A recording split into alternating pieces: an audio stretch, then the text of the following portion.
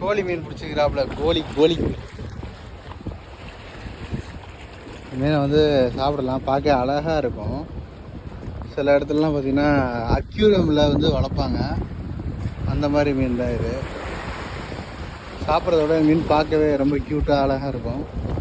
ஒரு 4 கிலோ குறையாமல் இருக்கும். பாருங்கள் எவ்வளோ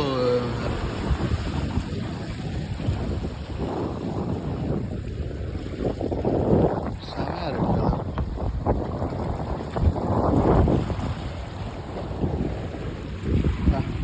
இல்லையே சொன்னாங்க ப்ரோ. இல்லை வாயில் போட்டுட்டு இருக்கு.